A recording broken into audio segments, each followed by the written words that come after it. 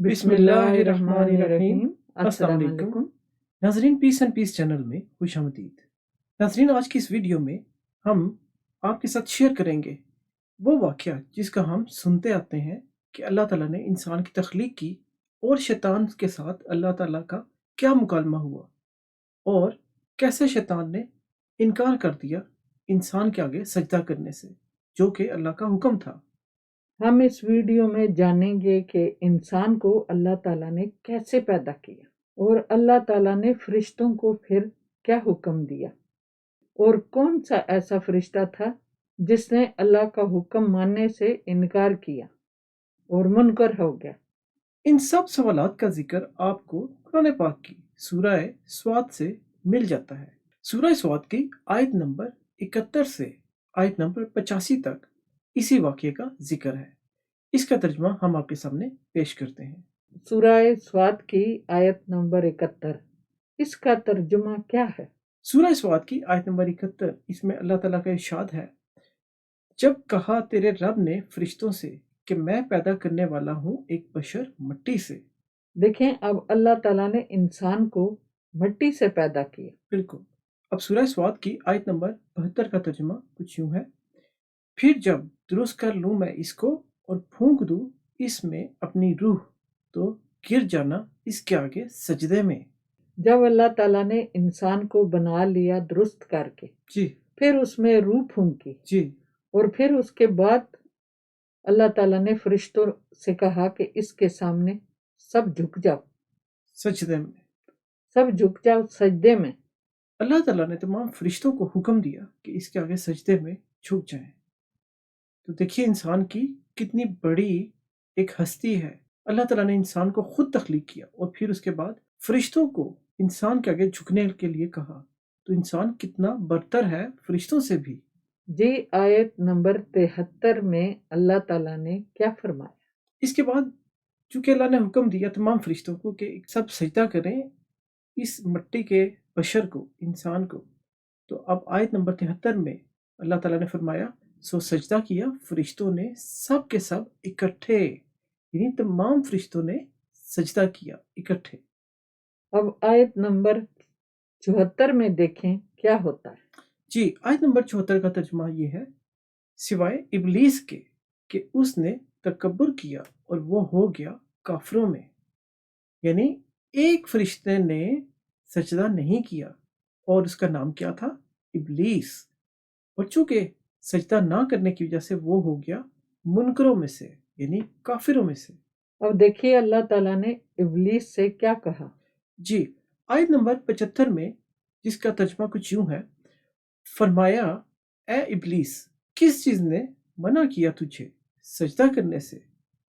اسے جس کو بنایا میں نے اپنے ہاتھوں سے، کیا تو نے تکبر کیا یا تھا تو اونچے درجے والوں میں؟ مزید اللہ تعالیٰ نے کیا فرمایا؟ جی، آیت نمبر 76 جس میں اللہ تعالیٰ کا ارشاد ہے کہ اس نے کہا میں بہتر ہوں اس سے، یعنی اب یہ ابلیس جواب دے رہا ہے، اس نے کہا میں بہتر ہوں اس سے، پیدا کیا تو نے مجھ کو آگ سے اور پیدا کیا اسے مٹی سے، یعنی انسان کو مٹی سے پیدا کیا اور جو ابلیس تھا وہ آگ سے پیدا ہوا تھا۔ تو اسی بات کا وہ بڑائی بیان کر رہا ہے کہ یہ تو مٹی کا بشر ہے، مٹی کا انسان ہے، یعنی تکبر آ گیا، تکبر آ گیا، بھلا میں اس کے آگے کیوں سجدہ دوں کہ یہ تو مٹی سے مٹی پیدا سے کیا بنایا، اور میں تو زیادہ افضل ہوں کہ میں آگ سے پیدا افضل ہوں، کیا۔ اپنے آپ کو اس نے زیادہ افضل سمجھا۔ ہاں، بالکل۔ اب دیکھیے اللہ تعالیٰ نے پھر کیا کہا ابلیس سے۔ جی، آیت نمبر 77 میں اللہ تعالیٰ نے فرمایا، بس نکل جا یہاں سے، یقیناً تو مردود ہے، یعنی اب دیکھیے اللہ تعالیٰ نے بھی اس کو نکال دیا وہاں سے اور یہ بھی کہا کہ وہ مردود ہے۔ نہ صرف یہ، آیت نمبر 78 میں اللہ تعالیٰ نے مزید فرمایا، اور یقیناً تجھ پر میری لعنت رہے گی قیامت کے دن تک۔ اب دیکھیے اللہ تعالیٰ کی نافرمانی کا کتنا بڑا خمیازہ بھگتنا پڑا اس کو کہ وہ لعنت ہی میں رہے گا، اور کب تک؟ قیامت تک۔ حالانکہ وہ بہت عبادت گزار تھا، سارے فرشتوں میں شامل تھا۔ جی اب دیکھیں ابلیس نے اللہ تعالیٰ سے کیا کوسچن کیا۔ جی، آیت نمبر 79 یعنی 79، اس میں ابلیس کیا کہتا ہے؟ आयत का तर्जुमा कुछ यूं है, उसने कहा, मेरे रब, तू मोहलत दे मुझे उस रोज तक के लोगों को दोबारा उठाए जाएंगे, हिसाब वाले दिन, क़यामत के दिन तक उसने मोहलत मांगी। क़यामत वाले दिन जब सबका हिसाब होना है। जी। इसके बाद आयत नंबर 80 में अल्लाह ताला ने इब्लीस से क्या कहा? आज का तर्जुमा कुछ यूं है, फरमाया, यकीनन तू है मोहलत दिए जाने वालों में, यानी उसको इजाजत मिल गई, उसको मोहलत मिल गई। कब तक? क़यामत तक के दिन तक की। तो अल्लाह ताला ने मोहलत तो दे दी, लेकिन कब तक की? आयत नंबर 81 में अल्लाह ताला ने फरमाया, उस दिन तक जिसका वक्त मालूम है, यानी क़यामत का दिन का जो वक्त है वो अल्लाह को मालूम है कि वो किस दिन आनी है। उस वक्त तक के लिए उसको मोहलत अल्लाह ताला ने दे दी। फिर इब्लीस ने अल्लाह ताला से क्या कहा? आयत नंबर 82 का तर्जुमा कुछ यूं है, जिसमें बताया जा रहा है कि इब्लीस ने अल्लाह से क्या कहा। उसने कहा, तो कसम है तेरी इज्जत की, यकीनन मैं बहकाता रहूंगा इन सबको। अब वो कसम उठा रहा है। कुछ ऐसे अल्लाह ताला के प्यारे बंदे भी हैं जिसको शैतान भी नहीं बहका सकता। वो कौन है?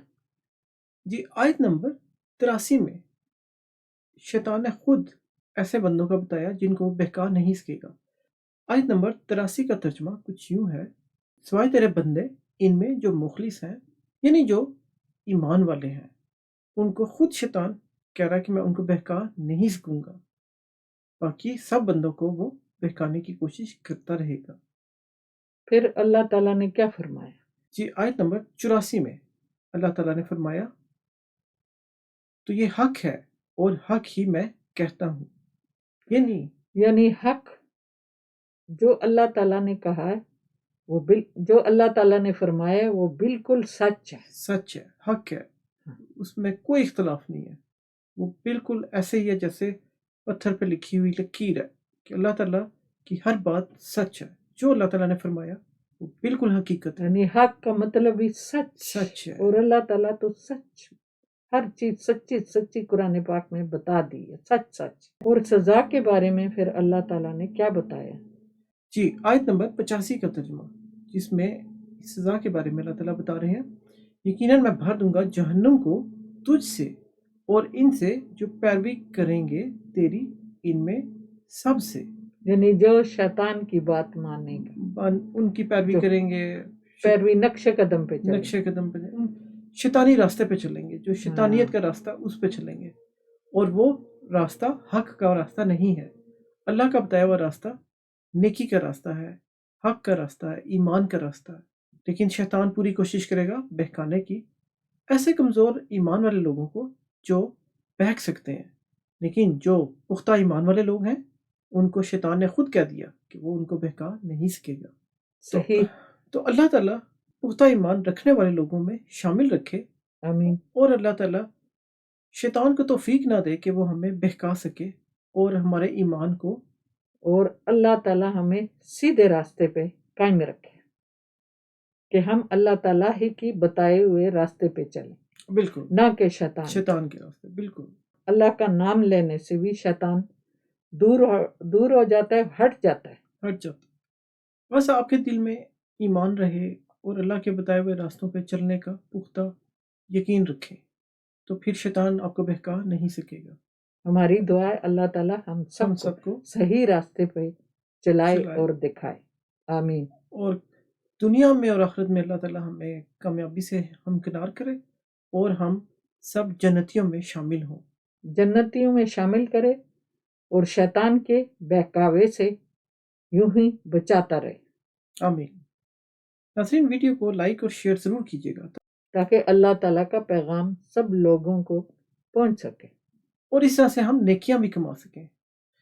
चैनल को सब्सक्राइब भी कीजिए ताकि हमारी हौसला अफजाई भी हो और हम आपके लिए अल्लाह के पैगाम वाली वीडियोस लाते रहें।